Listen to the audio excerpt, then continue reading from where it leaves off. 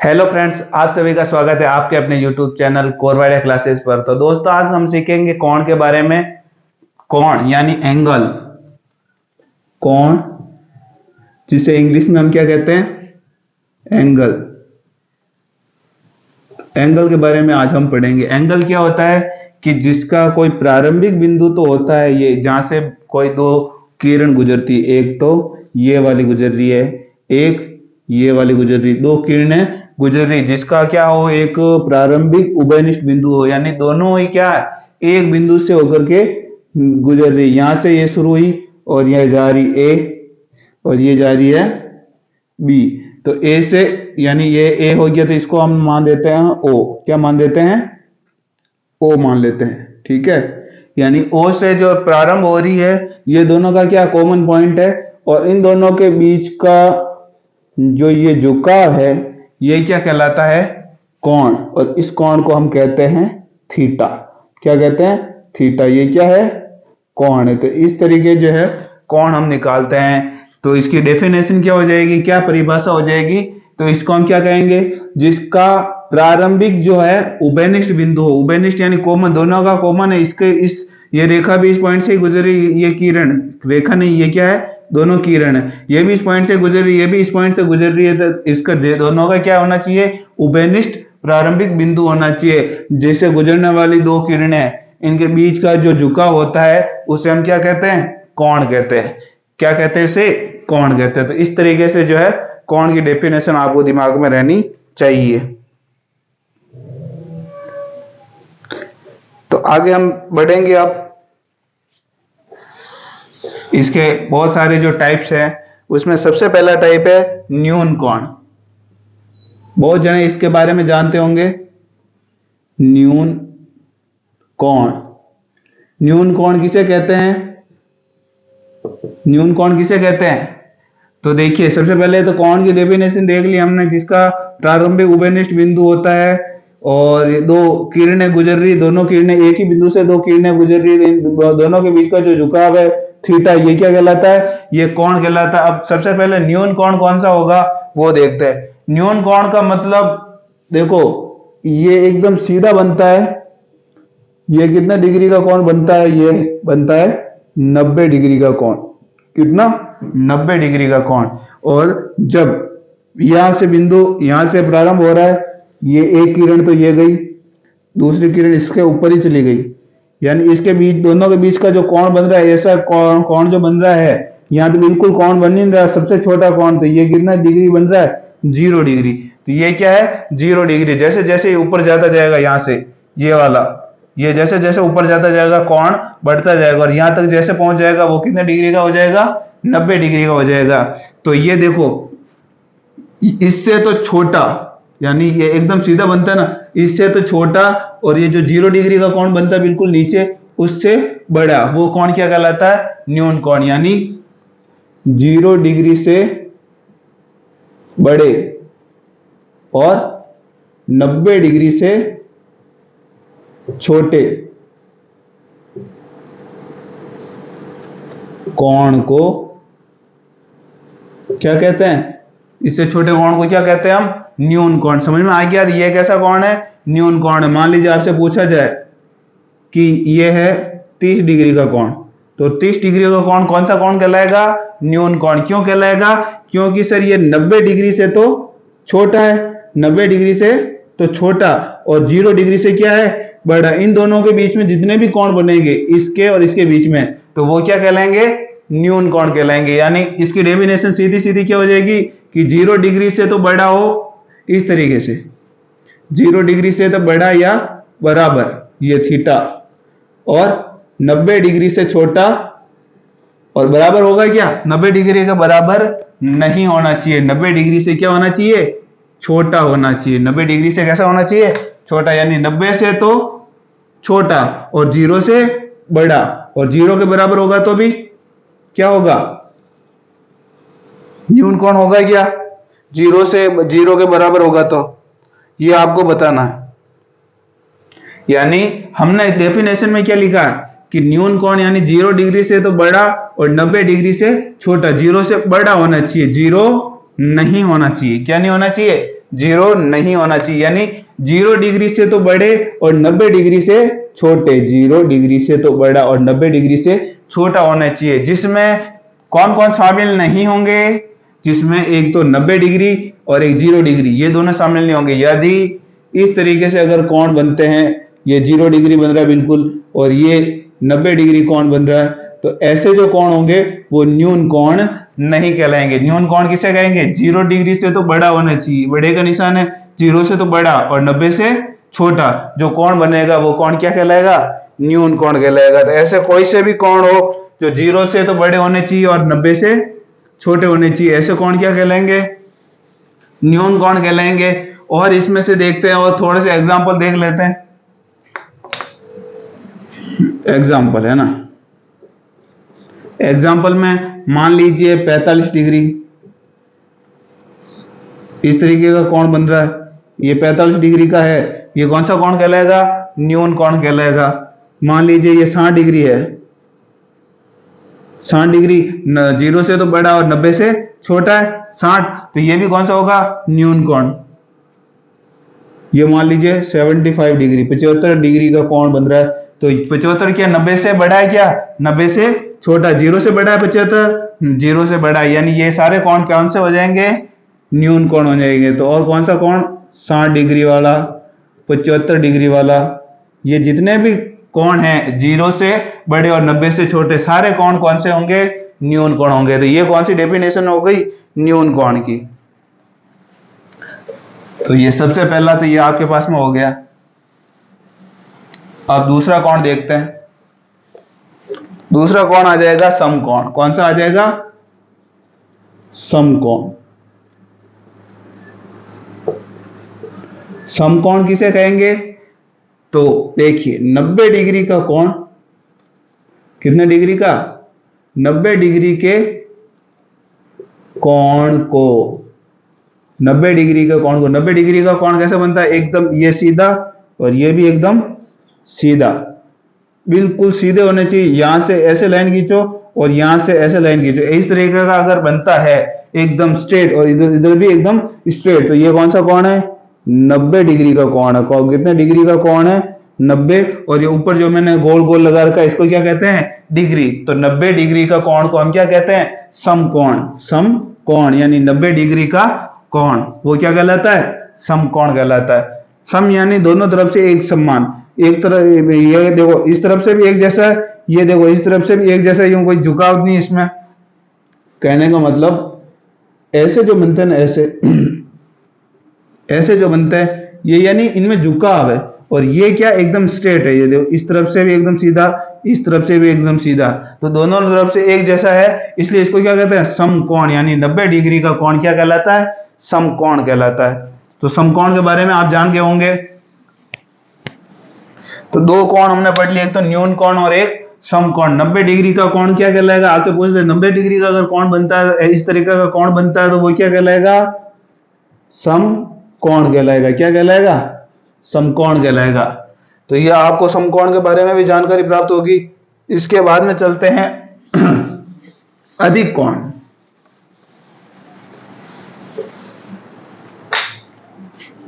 अधिक कोण तीसरा है, अधिक कोण। अधिक कोण किसे कहेंगे, जो 90 से तो बड़ा होगा। 90 डिग्री का जो कोण होता है उससे तो ये बड़ा होना चाहिए। थीटा का मतलब क्या है, थीटा का मतलब यार इसको कहते हैं कोण। ये क्या कहते हैं, कोण। यानी 90 डिग्री से तो बड़ा होना चाहिए और 180 डिग्री से छोटा होना चाहिए। ऐसा कोण क्या कहलाता है, ऐसा कोण कहलाता है अधिक कोण। अधिक कोण का मतलब जो 90 डिग्री से तो बड़ा होना चाहिए। 90 डिग्री कैसा होता है, ये 90 डिग्री का होता है, ये है 90 डिग्री। और 180 डिग्री कैसा होता है, एकदम सीधा, एक तो इस तरफ जा रहा है, एक तरफ इस जा रहा है, और ये बीच का पॉइंट O, इसका भी बीच का पॉइंट O, ये है A, ये किरण B, ये किरण A, ये किरण B। ठीक है, तो ये यहां से शुरू होकर के यहां तक आ गया, तो ये तो 90 डिग्री, और वापस इधर आ गया 90 और 90, पूरा कितना हो गया 180 डिग्री। और अब 180 डिग्री को अपन ऐसा बना करके ये बीच वाला पॉइंट ऐसा बना दो, ऐसे बना दो। तो इस तरीके का कोण जो बनता है, दो समकोण कैसे बन गए, एक तो ये समकोण यहां तक, एक समकोण ये, दो समकोण बन गए, यानी कितना हो गया 180 डिग्री। ये कितना होता है 180 डिग्री। अगर केवल इतना सा है यानी कौन सा है समकोण, और पूरा इस तरीके का आ गया, या इसको इस तरीके भी बना सकते हैं, तो इसको हम क्या कहते हैं 180 डिग्री का कोण। तो दोनों कोणों के बारे में आप समझ गए होंगे। 180 डिग्री कोण तो इस तरीके का होता है, 90 डिग्री का कोण इस तरीके का होता है। तो ये दोनों चीजें आपके दिमाग में आ गई। अब इसमें ये कहता है कि 90 से तो बड़ा, 90 डिग्री से बड़े और 180 डिग्री से छोटे कोण को क्या कहते हैं, अधिक कोण कहते हैं। यानी 90 डिग्री से तो बड़ा होना चाहिए, बराबर नहीं होना चाहिए। मैंने बराबर लगाया क्या, यहां बराबर लगाया क्या, नहीं लगाया। इसका मतलब क्या, 90 डिग्री से तो बड़ा होना चाहिए और 180 डिग्री से छोटा होना चाहिए। 90 से बड़ा का मतलब इस तरफ होना चाहिए, और 180 से छोटा यानी इस तरफ होना चाहिए। कहने का मतलब एक ही लाइन में अगर इसको पूरे को अगर मैं बना दूं, देखते एक लाइन में पूरे को बना कर देखते हैं। ये एक स्ट्रेट लाइन है, ठीक है, समझ में आ रहा है।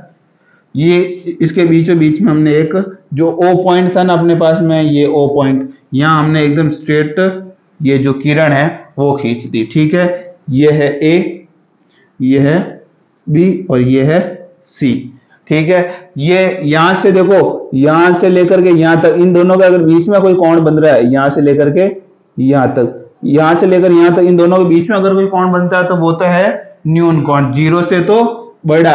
और 90 डिग्री ये कितना है, सीधा एकदम स्ट्रेट है, इसका मतलब क्या 90 डिग्री है।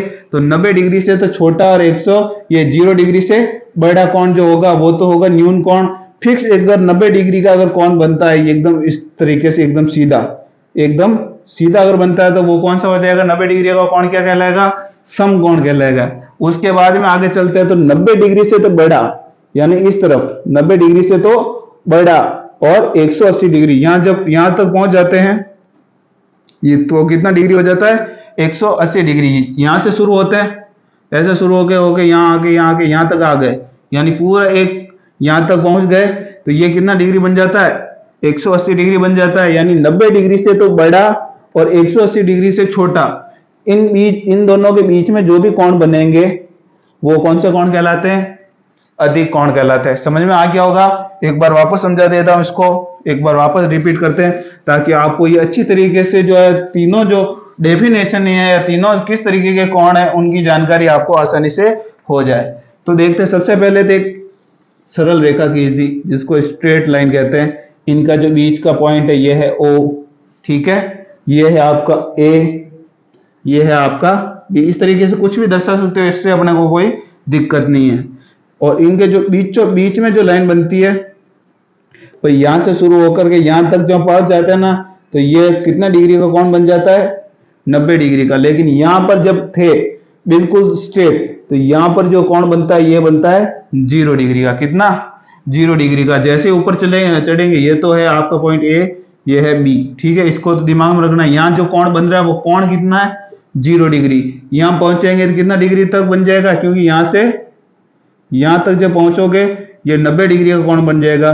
फिर यहां से लेकर के वापस यहां तक जब पहुंचोगे ना, यहां पूरा घूम के, यहां से घूम के यहां तक पहुंचे, तो ये कितने डिग्री का कोण बन जाएगा 180 डिग्री का कोण बन जाएगा। यानी यहां तक तो ये 0 के बाद में 1 डिग्री, 2 डिग्री, 3 डिग्री, 4, 5, 6, 7, 8, 9, 10, 20, 30, 40, 50, 60, 70, 80, 90, यहां तक 90 तक पहुंच गया। 90 तक पहुंचने के बाद में फिर 100, 110, 120, 130, 140, 150, 160, 170, 180, 180 तक जब आएगा तो यहां तक पहुंच जाएगा। तो यानी एक यहां से लेकर के यहां तक चक्कर पूरा किया तो कितना डिग्री हो गया 180 डिग्री। तो ये अपने को कहता है अगर 180 से अगर छोटा, यानी यहां से 180 से छोटा यानी 179, 178, उससे छोटे जितने भी हो गए वो वाले 180 से तो कैसा होना चाहिए छोटा, और 90 से बड़ा, 90 से बड़ा यानी 91, 92, 93, इस तरीके से ये जो कोण होंगे सारे ये सारे कोण होंगे, वो कौन से कोण कहलाएंगे आपके पास में? अधिक कोण कहलाएंगे। तो यानी 90 से तो बड़ा और 180 से छोटा कोण कौन सा कोण कहलाएगा? अधिक कोण कहलाएगा। समझ में आ गया? और यहाँ न्यून कोण होता तो यहाँ से 0 डिग्री से शुरू होता, 1 डिग्री, 2 डिग्री, 3 डिग्री, 90 से छोटा यानी 89, 88 डिग्री, 87 डिग्री। तो ये सारे कोण कौन से होते हैं? न्यून कोण। तो आपको समझ में आ गया होगा, यहाँ से यहाँ ये जो कोण सारे बन रहे हैं ये तो है न्यून कोण। न्यून कोण के बाद में फिक्स 90 डिग्री का बनता है, वो है समकोण, या और 90 से बड़ा और 180 से छोटे, ये सारे कोण जो बन रहे हैं वो कौन से कोण कहलाएंगे? अधिक कोण कहलाएंगे। कौन से कोण कहलाएंगे? ये सारे कोण कौन से कोण होंगे? अधिक कोण होंगे। तो यहां तक अधिक कोण तक आपको समझ में आ गया होगा। आगे चलते हैं सरल कोण या ऋजु कोण।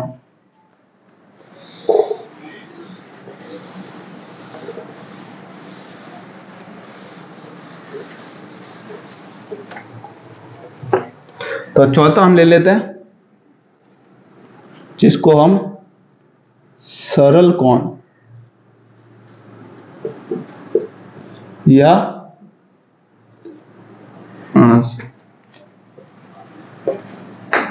ऋजु कोण। ऋजु कोण, तो सरल कोण या ऋजु कोण किसे कहते हैं? ऋजु कोण को पकड़ने में आपको थोड़ी सी दिक्कत आ जाए तो आपको दिमाग में क्या रखना है? सरल कोण। सरल कोण यानी सबसे पहले तो एक सरल रेखा, इस तरीके की होती सरल रेखा, और ये बीच का पॉइंट O, ये है आपका A, ये है आपका B। सरल कोण का मतलब जो 0 डिग्री से शुरू होकर के कहां तक पहुंच जाता है? यहां तक पहुंच जाता है, और यहां तक जो पहुंच जाता है पूरा, तो वो कितना डिग्री होता है? 180 डिग्री। तो जो 180 डिग्री का जो कोण होता है वही क्या कहलाता है? सरल कोण या ऋजु कोण। यानी यहां से लेकर के यहां तक पहुंच गया, एकदम स्ट्रेट लाइन बना दी। तो ये जो पूरा कोण बन रहा है यहां से शुरू होकर के, ये तीर का निशान पहले कहां था? यहां से ये ऐसे घूम के पूरा यहां तक पहुंच गया। तो ये कौन सा बन गया कोण? सरल कोण, या जिसको ऋजु कोण कहते हैं। यानी 180 डिग्री के कोण को, 180 डिग्री के कोण को क्या कहते हैं? सरल कोण या ऋजु कोण। तो 180 डिग्री का कोण कैसा बनता है? 180 डिग्री कुछ इस तरीके का बनता है, और इसको हम क्या कहते हैं? सरल कोण, या क्या कहेंगे? ऋजु कोण कहेंगे। तो आगे चलते हैं, सरल कोण या ऋजु कोण के बारे में आपको पता चल गया होगा। उसके आगे देखते हैं प्रतिवर्ती कोण या वृहत कोण।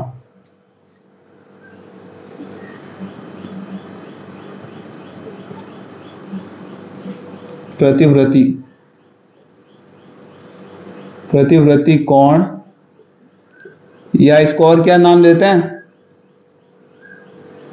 वृहत कोण। ठीक है, तो क्या होता है प्रतिवर्ती कोण या वृहत कोण?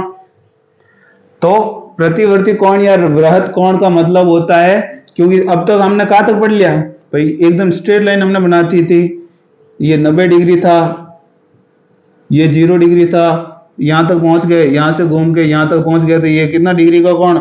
180 डिग्री का कोण। तो अब नीचे वापस नीचे बनाना है।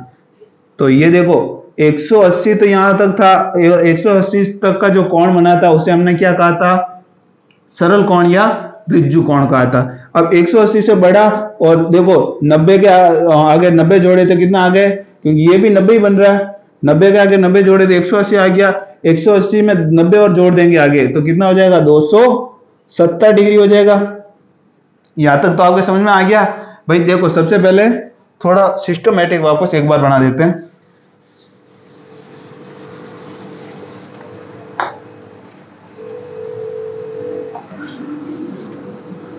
ये बना दिया सिस्टम से, है ना? ठीक है, तो ये कितना डिग्री? 0 डिग्री। जब यहां से चढ़े यहां तक पहुंच गए तो ये कितना डिग्री हो गया? 90 डिग्री हो गया। तो एक समकोण के बराबर हो गया। वापस इधर से चले यहां तक पहुंच गए, यहां तक पहुंच गए, यानी कितना डिग्री बन गया? ये 180 डिग्री, क्योंकि ये 90 और आगे और 90 जुड़ गए, यानी 180 हो गया। फिर आगे चले यहां तक पहुंच गए तो और 90 जुड़ गया, 180 में 90 और जुड़ गया तो कितना हो गया? 270 डिग्री। तो अब अपनी प्रतिवर्ती कोण या वृहत कोण की डेफिनेशन क्या हो जाएगी कि जो कोण 180 से तो क्या होना चाहिए? बड़ा होना चाहिए, और 270 से क्या होना चाहिए, छोटा होना चाहिए। ऐसा कोण क्या कहलाएगा, प्रतिवर्ती कोण या वृहद कोण। तो 180 से बड़ा 181, 182, इस तरीके के जो भी कोण आएंगे इसमें, फिर इससे 270 से छोटे यानी 269, 268, ये सारे जितने भी कोण बन रहे हैं इन दोनों के बीच में, ठीक है, तो ये सारे कोण क्या कहलाते हैं, प्रतिवर्ती कोण या वृहद कोण। तो बताओ 256 है, 256 डिग्री का कोण बना, ठीक है, तो ये कौन सा कोण कहलाएगा, न्यून कोण कहलाएगा, समकोण कहलाएगा, अधिक कोण कहलाएगा, सरल कोण या ऋजु कोण कहलाएगा, या प्रतिवर्ती कोण या वृहद कोण कहलाएगा। तो 256 है, 256 का मतलब ये 180 डिग्री से तो क्या है, बड़ा है, 180 से तो बड़ा, और 270 से क्या है, छोटा है। तो दोनों के बीच में अगर कोई कोण आ रहा है तो वो कौन सा कोण कहलाएगा, वृहद कोण या प्रतिवर्ती कोण, वृहद कोण या प्रतिवर्ती कोण। यानी जो 180 से तो क्या है, 180 से तो बड़ा है और 270 से छोटा है, यानी 180 से तो बड़ा और 270 से छोटा जो कोण होता है उसे प्रतिवर्ती कोण या वृहद कोण कहा जाता है। तो ये हो गया आपके पास में प्रतिवर्ती कोण या वृहद कोण।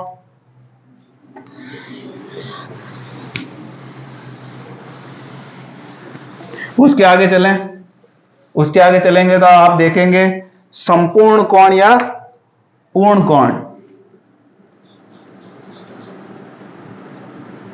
संपूर्ण कोण या इसको और क्या कहते हैं, पूर्ण कोण। संपूर्ण कोण या पूर्ण कोण का मतलब क्या होता है, इस तरीके से समझे।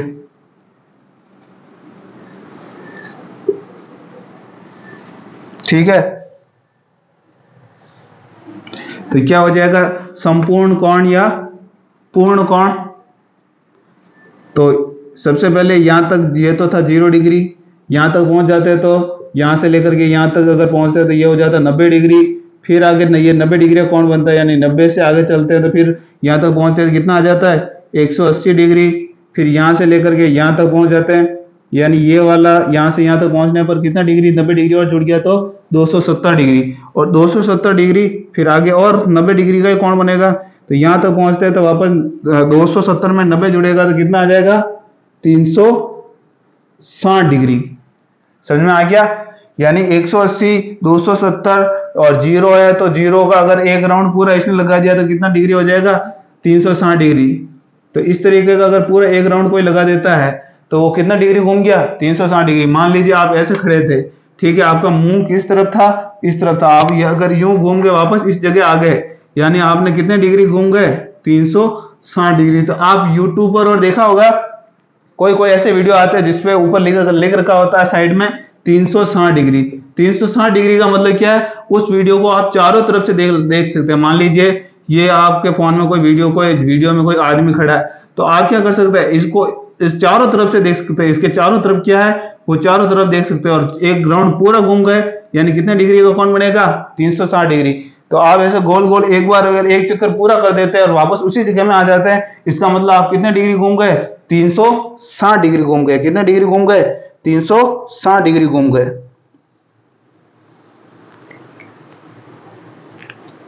तो समझ में आ गया आपको संपूर्ण कोण किसे कहेंगे।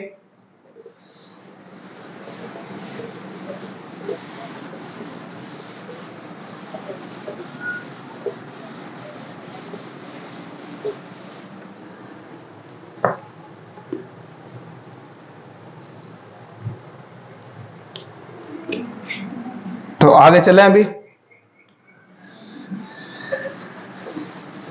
अब देखो, जब आपने पढ़ा कौन सा, ये प्रतिवर्ती कोण, कोण या जिसे हमने क्या कहा था, वृहद कोण, ठीक है। इसमें हमने एक चीज तो सीख ली, 180 डिग्री से तो बड़ा और 270 से छोटा।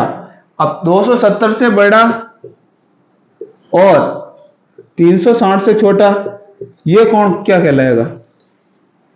आपके दिमाग में आया होगा, क्योंकि सर आपने यहां तक तो समझा दिया 180 डिग्री से बड़ा और 270 से छोटा कोण क्या कहलाता है, प्रतिवर्ती कोण या बृहद कोण कहलाता है। तो सर 270 से बड़ा, क्योंकि इस तरीके से बनाया था, यहां से यहाँ न्यून कोण, ये अधिक कोण था, ये प्रतिवर्ती कोण था, तो ये वाला कोण कौन सा कोण कहलाएगा, ये आपके दिमाग में क्वेश्चन आया होगा। तो इसका आंसर भी क्या है, जो 180 से बड़ा है 270 से छोटा वो भी क्या होगा, प्रतिवर्ती कोण होगा, और 270 से बड़ा और 360 से छोटा है वो भी कौन सा कोण होगा, प्रतिवर्ती कोण होगा। तो इसका मतलब क्या हो गया, अगर नीचे से 180 से बड़ा और ये 360 से छोटा, यहां से लेकर के यहां तक का अगर कोई सा भी कोण आ जावे तो उसको हम क्या कहेंगे, प्रतिवर्ती कोण या बृहद कोण कहेंगे। तो ये आपके दिमाग में भी रखना है कि अगर प्रतिवर्ती कोण या बृहद कोण यानी 180 से अगर बड़ा है, यहां तक पहुंच गए 259 तक, ये भी कोण कौन सा कोण कहलाएगा, प्रतिवर्ती कोण या बृहद कोण कहलाएगा। तो ये आपकी जानकारी में होना चाहिए।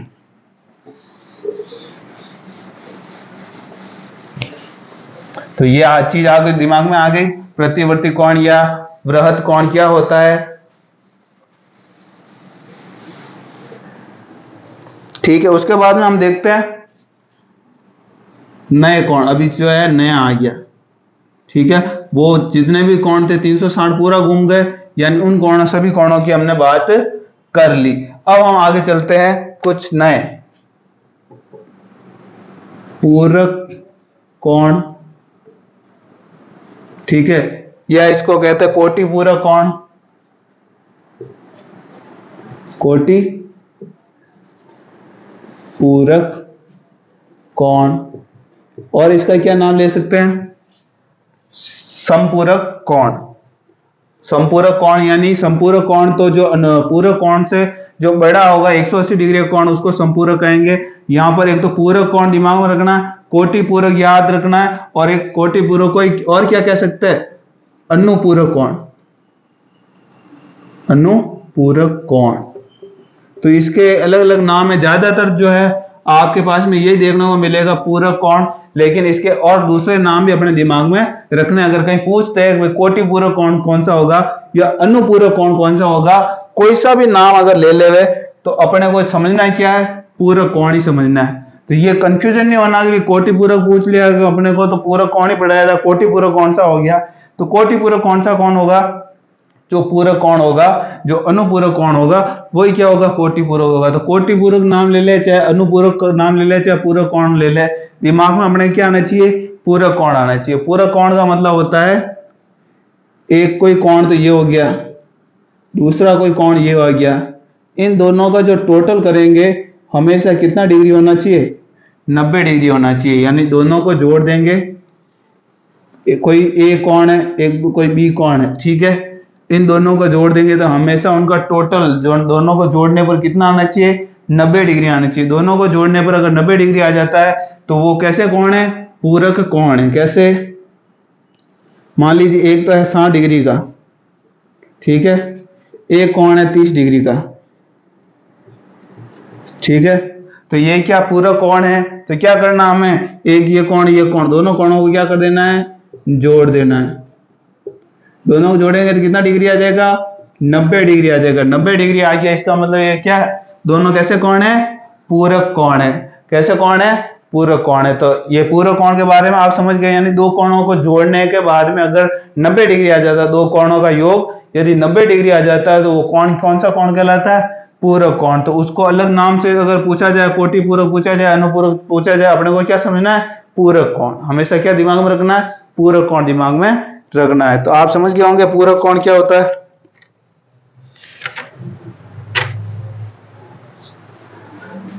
अब इसी तरीके से इसमें और एग्जांपल पूछ दिया जाए, मान लीजिए आपको ऐसा पूछ दिया जाए कि 20 डिग्री का पूरक कोण क्या होगा।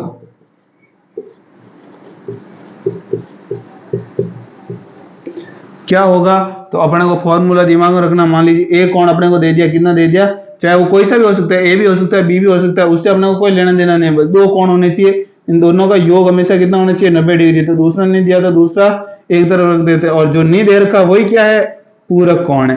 जो दे रखा है वो एक कोण तो कोई सा भी लिख लो, और जो नहीं दे रखा वो कौन सा कोण होगा, हमेशा पूरक कोण होगा। तो बराबर में कितना लिख रखा है 90 डिग्री, तो बी बराबर कितना आ जाएगा 90 डिग्री में से 20 प्लस का उधर जाएगा तो 20 किसका हो जाएगा, माइनस का हो जाएगा। 90 में से 20 गया कितना बचा 70 डिग्री, यानी 70 डिग्री क्या हो जाएगा 20 डिग्री का पूरक कोण हो जाएगा। तो 20 डिग्री का पूरक कोण क्या होगा 70 डिग्री। तो हमेशा दिमाग में ये रखना है कि आपसे पूछ ले, मान लीजिए 30 डिग्री कोण का पूरक कोण क्या होगा, तो क्या होगा, हमेशा इसको 90 में से घटा देना, 90 में से 30 गया तो 70, यानी 30 डिग्री का पूरक कोण कौन हो जाएगा 70 डिग्री। यानी हमेशा अपने को पूरक कोण पूछा जाए 90 में से घटा देना। अगर एक कोण देर का दूसरा कोण पूछा जाए तो दूसरा कोण 90 में से घटाने के पास में अपने पास में दूसरा कोण मिल जाएगा। तो इस तरीके से आपके दिमाग में ये चीजें रखनी है।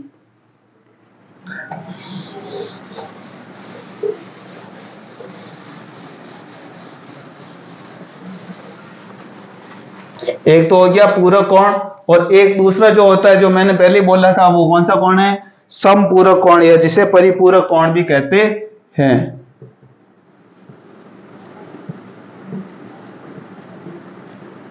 समपूरक कोण जिसे परिपूरक कोण भी कहते हैं। ठीक है, समपूरक या परिपूरक कोण का मतलब यदि दो कोणों का योग करने पर, कोई से भी हो सकते हैं, ए और बी का मतलब ये नहीं है एक की कोई वैल्यू दे रखी होगी या बी कोई वैल्यू दे रखी है, नहीं, दो कोई से भी कोण हो सकते हैं, उन दोनों का कोणों का अगर योग 180 डिग्री अगर होता है तो वो क्या हो जाएगा समपूरक कोण।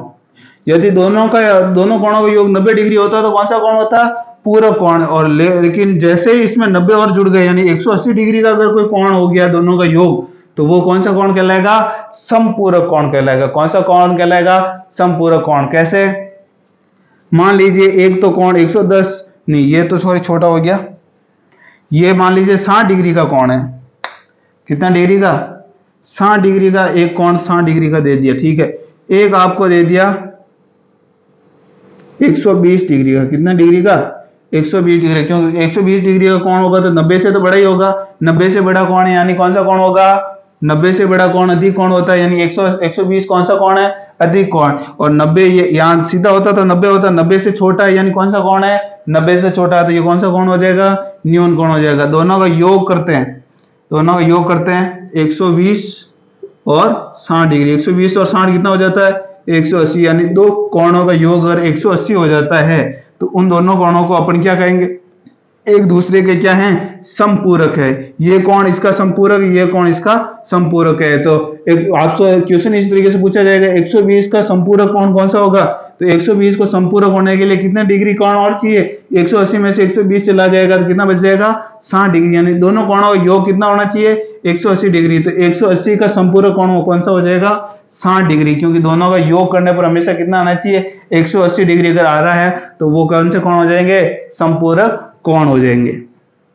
ठीक है, तो एक आपको इसमें से एक क्वेश्चन और दे देता हूं।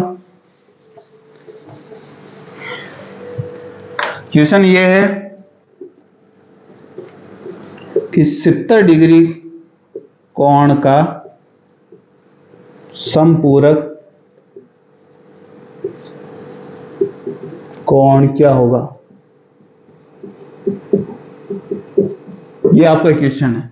70 डिग्री कोण का संपूरक कोण क्या होगा, तो सीधा अपने पास में आना चाहिए सर एक कोण तो मेरे को दे दिया और एक कोई सा भी कोण है जो नहीं दे रखा, और वो जो नहीं दे रखा वही क्या है इसका संपूरक कोण है। बराबर दोनों का योग संपूरक कोण होता है तो दोनों का योग कितना होता है 180 डिग्री होता है। 70 उधर चला गया तो कितना बच गया 110, क्योंकि 180 में से 70 उधर माइनस का हो गया, 180 में से 70 गया तो कितना बचता है 110 डिग्री। एक्स क्या दे रखा है हमने, एक्स का मतलब है संपूरक कोण, इसका मतलब क्या हो गया 70 का संपूरक कोण क्या होगा 110 होगा। 70 का संपूरक कोण क्या होगा 110 होगा। तो समझ में आ गया होगा संपूरक कोण क्या होते हैं। उसके बाद में नया देखते हैं और कौन से कोण है।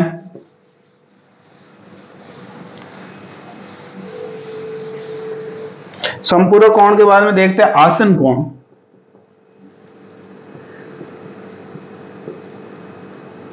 आसन कोण तो किसे कहते हैं आसन कोण, ये आपके दिमाग में होना चाहिए। आसन कोण कुछ इस तरीके के होते हैं। ये एक रेखा ये हो गई, एक रेखा नहीं किरण, सॉरी, एक किरण ये हो गई, एक तो ये एंगल बनता है, एक को ये एंगल बनता है। ठीक है, दो एंगल बन रहे हैं, ये है ए, ये किरण बी, ये किरण सी, और ये उभयनिष्ठ बिंदु ओ। ठीक है, यहां पर मान लीजिए कोई एक एंगल बन रहा है θ1, दूसरा बन रहा है तो θ2 कह दिया इसको। तो इसकी क्या डेफिनेशन हो जाएगी? इसकी डेफिनेशन हो जाएगी कि सबसे पहले तो उभयनिष्ठ शीर्ष होना चाहिए, दोनों का उभयनिष्ठ, यानी उभयनिष्ठ का मतलब होता है कॉमन। उभयनिष्ठ, उभयनिष्ठ है, कंफ्यूज नहीं होना। उभयनिष्ठ का मतलब क्या होता है? उभयनिष्ठ का मतलब होता है दोनों में जो कॉमन है, यानी ये जो किरण जा रही, ये जो किरण जा रही, ये जो किरण जा रही है, दो कोण बन रहे हैं, इन दोनों का जो पॉइंट है, प्रारंभिक बिंदु जो है, यानी जो उभयनिष्ठ है, कॉमन है, इसके लिए भी यही बिंदु है। इन दोनों कोण, ये जो कोण बन रहा है θ1 कोण बन रहा है ये वाला, इसके लिए भी पॉइंट यही है। ये दोनों कोण बन रहे हैं, ये θ2 दूसरा कोण बन रहा है, इसके लिए भी पॉइंट कौन सा है? ये। तो ये क्या होना चाहिए? उभयनिष्ठ शीर्ष। शीर्ष का मतलब होता है जहां से शुरू होता है। शीर्ष का मतलब क्या होता है? जहां से कोई भी किरणें शुरू होती है वो होता है शीर्ष। तो ये इनका जो शीर्ष देर का वो कैसा है? उभयनिष्ठ है। उभयनिष्ठ का मतलब कॉमन है। तो इनका आसन जो कोण होंगे, आसन कोणों का जो शीर्ष होगा, ये वाला शीर्ष, ये कैसा होगा? उभयनिष्ठ होगा। उभयनिष्ठ होगा, इसका मतलब कॉमन होगा, यानी दो जो कोण बन रहे हैं, दोनों कोणों का जो उभयनिष्ठ बिंदु है, ये शीर्ष, वो कैसा होगा? कॉमन होगा। कैसा होगा? कॉमन होगा। तो एक चीज ये हो जाएगी। और एक जो है दोनों की जो भुजा होगी वो क्या होगी? कॉमन होगी। तो ये देखो, ये भुजा, ये जो भुजा है, ये देखो इस कोण के लिए भी आ रही, ये काम आ रही, और ये जो दूसरा कोण बन रहा है θ2, इसके लिए भी ये भुजा तो काम ही आ रही, यानी दोनों में क्या होगा? एक भुजा उभयनिष्ठ होगी। ये बीच वाली भुजा क्या हो जाएगी? उभयनिष्ठ। उभयनिष्ठ का मतलब कॉमन। क्या होगा? कॉमन हो जाएगा। ठीक है, उभयनिष्ठ का मतलब क्या हो जाएगा? कॉमन हो जाएगा। कैसे? तो देखते हैं भाई। यहां से सबसे पहले इसको भूल जाओ, इसको भूल गए तो एक कोण दिख रहा है आपको θ1, θ1 दिख रहा है, इसके लिए ये जो भुजा दे रखी है, ये भुजा है, यही जो भुजा है इसके लिए भी काम आ रही है। ये जो दूसरा कोण बन रहा है इसके लिए भी यही भुजा काम आ रही है, यानी एक भुजा भी क्या हो गई? उभयनिष्ठ हो गई। तीसरी बात है, दोनों कोणों में कोई भी आंतरिक भाग जो है उभयनिष्ठ नहीं होना चाहिए। यहाँ के कोई भी से भी, इसमें कोई से पॉइंट दे रखे हैं, वो इसमें पॉइंट शामिल कहीं शामिल नहीं होने चाहिए भाई। कुछ इस तरीके का नहीं होना चाहिए कि भाई ये है तो ये वाला पॉइंट इस तरफ भी होना चाहिए, इस तरफ भी, इस तरीके से ये जो पॉइंट नहीं होना चाहिए। इसका पूरा भाग अलग होना चाहिए। ठीक है, ये पूरा भाग क्या होना चाहिए? अलग होना चाहिए। यहाँ इस तरफ के कोई से भी पॉइंट इस तरफ में नहीं आने चाहिए, इस तरफ के कोई से पॉइंट इस तरफ नहीं होने चाहिए, यानी ये पूरा पार्ट अलग होना चाहिए, ये पूरा पार्ट अलग होना चाहिए। ऐसा कोण क्या कहलाता है? आसन कोण कहलाता है। तो इसके तीनों पॉइंट अपन लिख लेते हैं।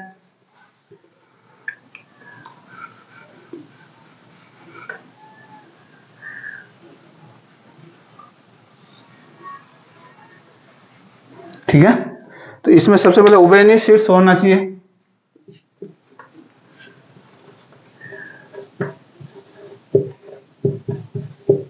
उभयनिष्ठ शीर्ष होना चाहिए। उभयनिष्ठ शीर्ष होना चाहिए। एक चीज तो इसमें ये चाहिए अपने पास में, एक तो उभयनिष्ठ शीर्ष होना चाहिए, दूसरा उभयनिष्ठ भुजा होनी चाहिए। उभयनिष्ठ भुजा होनी चाहिए। भुजा कौन सी? बीच वाली। उभयनिष्ठ भुजा होनी चाहिए। दोनों के जो अंदर के बिंदु है, कौन से? दोनों के अंदर के बिंदु, दोनों भागों के, दोनों भागों के अंदर के बिंदु, जो दोनों में अंदर शामिल है, अंदर के बिंदु उभयनिष्ठ नहीं होने चाहिए। उभयनिष्ठ नहीं होने चाहिए, नहीं होने चाहिए। तो ऐसी जो कंडीशन है, अगर ये तीनों कंडीशन अगर आपको मिल जाती है तो वो कैसा कोण बन जाएगा? आसन कोण बन जाएगा। कैसा कोण बन जाएगा? आसन कोण बन जाएगा। तो ये आसन कोण से संबंधित जो भी आपके टॉपिक था ये समझ में आ गया होगा। इसके बाद में अपन चलते हैं रेखीय युग्म कोण। क्या होता है रेखीय युग्म कोण, इसके बारे में हम समझते हैं। आसन कोण के बाद में कौन सा कोण आ जाएगा? रेखीय युग्म कोण।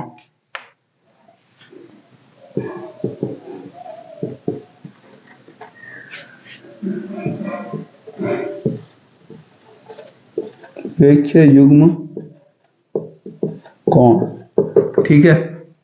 क्या होता है रेखीय युग्म कोण?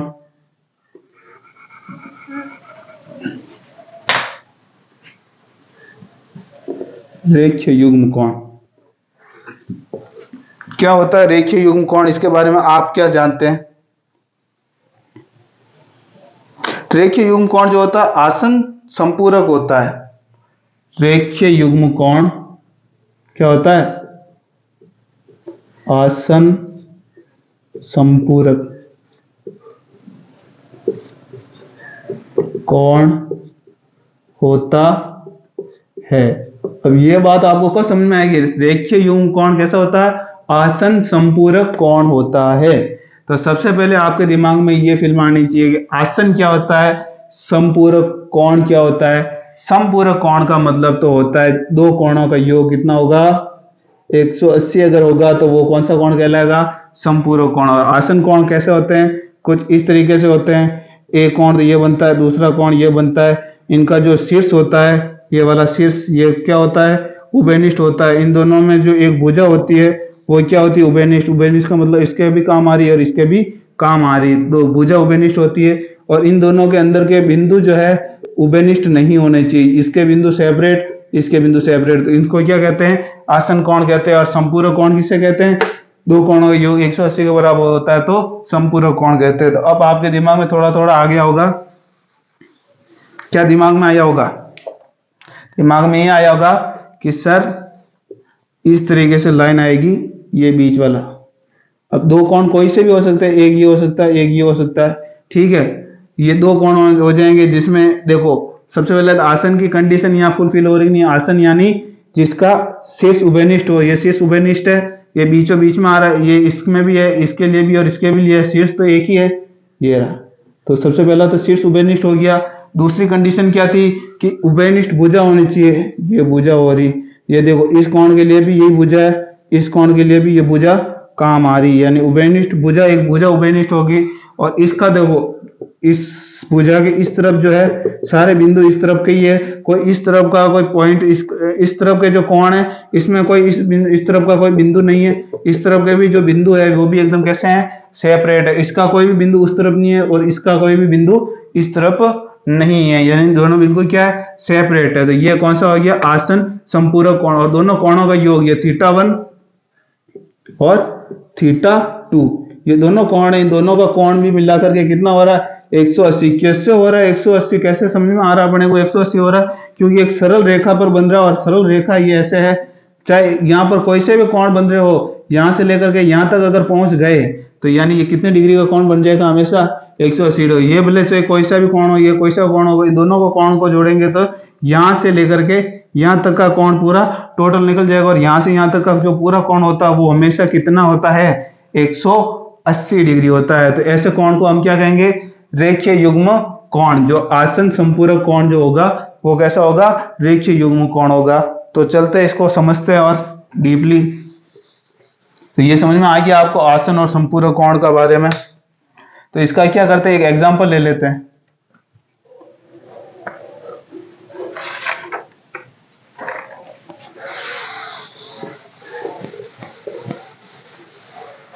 रेखीय युग्म कोण का एक एग्जांपल ले लेते हैं। मान लीजिए कुछ इस तरीके का ये बना, ठीक है। ये है 60 डिग्री, ये है 120 डिग्री का कोण, ठीक है। ये इसका शीर्ष देखो रेखीय युग्म कोण निकालना है। इसका मतलब क्या है? रेखीय युग्म कोण का मतलब, रेखीय कोण युग्म, अगर क्वेश्चन पूछा जाए रेखीय युग्म कोण क्या होगा तो इसका मतलब है एक तो आसन आना चाहिए। आसन दिमाग में, आसन क्या होता है? आसन आने के बाद में दूसरी चीज अपने दिमाग में आनी चाहिए संपूरक कोण। ये दो चीजें दिमाग में आनी चाहिए क्योंकि जो रेखीय युग्म कोण होता है वो कैसा आता है? आसन संपूरक होता है। कैसा होता है? आसन संपूरक होता है। यानी सबसे पहले तो आसन कोण बन रहा है क्या? शीर्ष है, कॉमन भुजा है, और तीसरा इसके पॉइंट और इसके पॉइंट दोनों क्या है? अपने आप में सेपरेट है। इसके इस तरफ है, इसके इस तरफ है, यानी बिल्कुल सेपरेट कोण बन रहे दोनों। तो आसन की कंडीशन कंप्लीट होगी। दूसरा होना चाहिए संपूरक कोण। संपूरक कोण यानी दो जो कोण बन रहे हैं उन दोनों कोणों का योग कितना होना चाहिए? 180 डिग्री होना चाहिए। 180 डिग्री तो देखते हैं दोनों कोण 180 डिग्री हो रहा।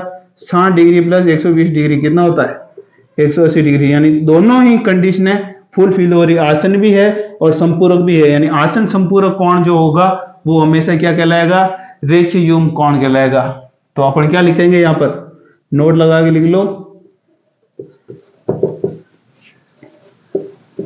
आसन संपूरक कोण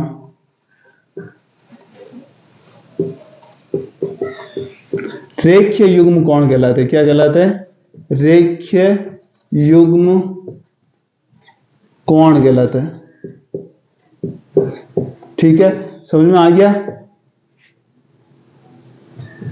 कहलाते हैं आसन संपूरक कोण, यानी जो आसन भी हो और संपूरक भी हो। आसन संपूरक कोण हमेशा क्या कहलाते हैं? रेखीय युग्म कोण कहलाते हैं। तो आप समझ में आ गया होगा रेखीय युग्म कोण के बारे में।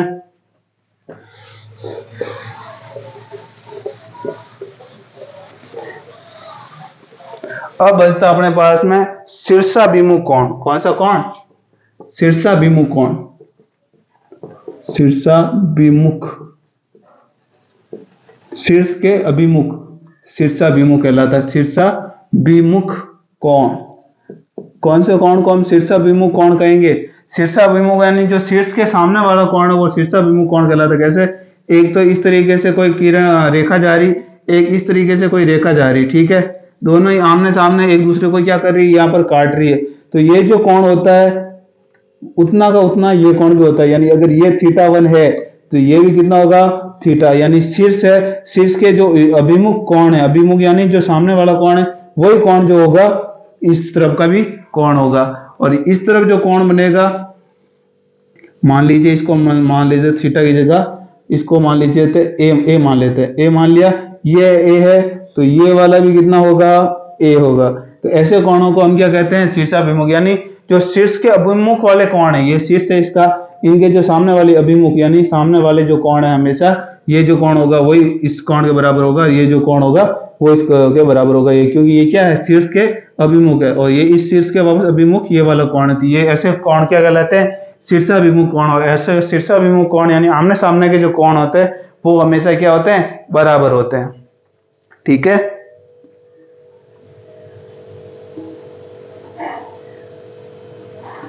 तो इससे रिलेटेड इक्वेशन देखते हैं।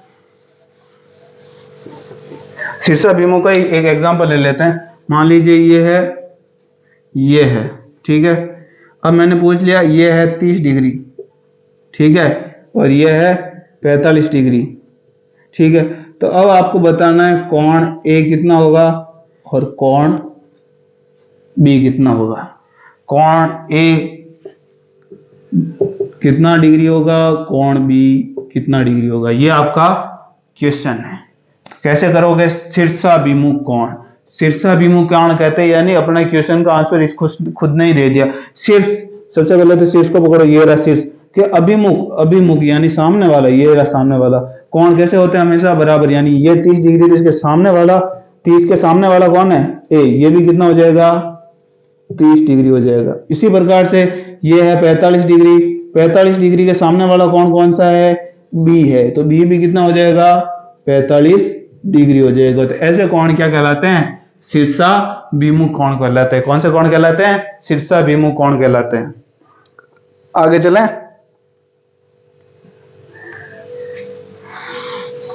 अब इसके बाद में आपके पास में एक लास्ट बच जाता है, उसे हम कहते हैं तिर्यक छेदी रेखा दो समांतर रेखाओं के साथ बने कोण।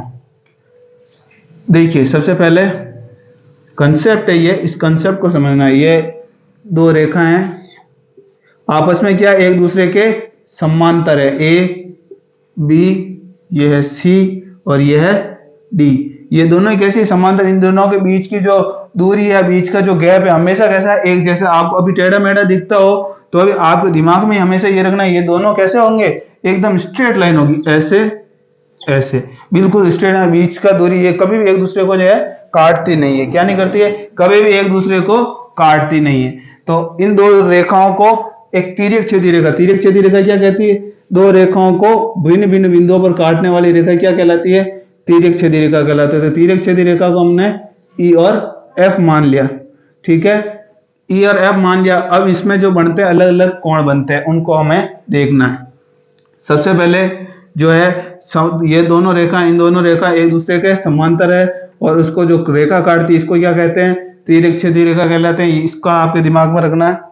उसके बाद में देखते हैं, सबसे पहले तो अंत्य कोण कौन कौन से, अंतः कोण, अंतः कोण कौन कौन से होंगे। सबसे पहले देखो नाम दे देते अपन, एक कोण एक है, ये कोण दो है, ये कोण तीन है, ये कोण चार, ये कोण पांच, ये कोण छः, ये कोण सात, और ये कोण आठ। तो अब सबसे पहले कहता अंत्य कोण यानी अंदर वाले कोण कौन कौन से हैं। तो अपन देखेंगे अंदर वाले कौन कौन से हैं, यानी अंदर इन दोनों रेखाओं के अंदर कौन कौन से कोण है, कोण तीन, कोण चार, कोण पांच, कोण छः। तो ये चारों जो कोण है वो कौन से कोण कहलाएंगे, अंतः कोण कहलाएंगे। कौन से कोण कहलाएंगे, अंतः कोण कहलाएंगे। इसके बाद में एकांतर अंत्य कोण कौन से कहलाएंगे, एकांतर अंतः कोण,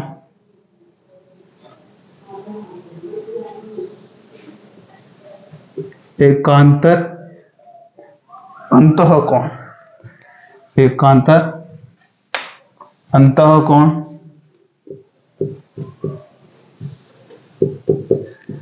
तो एकांतर अंतः कोण कौन कौन से होंगे। उसके बाद में और अपने को क्या क्या इसमें ध्यान रखना है वो सारे एक बार लिख लेते हैं। उसके बाद में बाह्य कोण कौन कौन से होंगे, बाह्य, बाह्य कोण कौन कौन से होंगे। बाह्य कोण के बाद में अपने पास में और क्या क्या याद होना चाहिए अपने को, बाह्य कोण, बाह्य एकांतर कोण होना चाहिए दिमाग में, एकांतर बाह्य कोण, एकांतर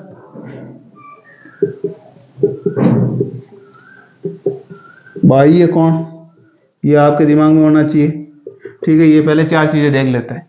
तो सबसे पहले बाह्य कोण कौन कौन से हैं। बाह्य कोण देखो बाहर जो बन रहे हैं, कोण एक, कोण दो, उसके बाद में कोण सात, उसके बाद में और कौन सा बाहर बाहर वाला कोण, ये है कोण आठ। ये है बाह्य कोण। अंदर वाले कोण यानी अंतः कोण कहलाएंगे, और जो बाहर कोण बन रहे हैं वो कौन से कोण कहलाएंगे, बाह्य कोण। अंदर वाले कोण तो अंतः कोण, बाहर वाले कोण क्या कहलाएंगे, बाह्य कोण कहलाएंगे। उसके बाद में अपने को याद रखना है एकांतर अंत्य कोण। कौन से याद रखना है, एकांतर अंतः कोण। एकांतर अंत्य कोण का मतलब किस तरीके से होगा, एकांतर अंत्य कोण का मतलब ये वाला और ये वाला।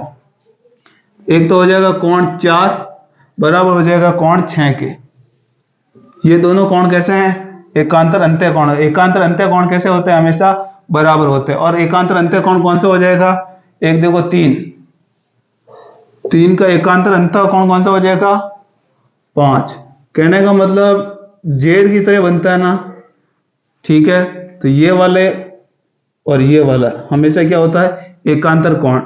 तो ये मान लीजिए अगर 30 डिग्री है ना, ये भी कितना डिग्री होगा, 30 डिग्री, क्योंकि एकांतर जो अंत्य कोण होते हैं उनका मान जो होता है हमेशा कैसे होता है, बराबर होता है। कैसा होता है, बराबर। हमने अब देखा बाह्य कोण, क्या देखा हमने, बाह्य कोण। अब हमें देखना एकांतर बाह्य कोण कैसा होगा। एकांतर बाह्य कोण तो ये वाला और ये वाला, कौन सा, कोण एक किसके बराबर हो जाएगा, कोण आठ के बराबर। बाह्य कोण और कौन सा है, कोण नंबर दो। बाह्य कोण दूसरा किसके बराबर हो जाएगा, ये वाला, इसके बराबर, कोण सात के बराबर हो जाएगा। तो ये कौन सा कोण कहलाएंगे, एकांतर बाह्य कोण कहलाएंगे। एकांतर अंत्य कोण का मतलब बनना कैसे चाहिए, जेड की तरह बनना चाहिए। ये वाले कोण, ये वाले कोण इस तरीके से बन रहा है, ये वाला कोण और ये वाला कोण, ये तो है अंत्य कोण। ये भी कौन सा है, अंत्य कोण। बाह्य कोण का मतलब ऐसा बनता है ना, ये इस तरह से जाता, तो ये वाला और ये अगर है तो इसके लिए तो ये वाला हो जाएगा और ये वाला कोण है जिसके लिए बाह्य कोण कौन सा वाला आएगा, ये इस तरीके से बनना चाहिए जेड के जैसे। तो ऐसे कोण एकांतर अंतः कोण और एकांतर बाह्य कोण कहलाते हैं। यहां तक आपको समझ में आ गया। उसके बाद में आता है संगत कोण। कौन से कोण? संगत कोण। तो आगे देखते हैं संगत कोण कैसे बनते हैं।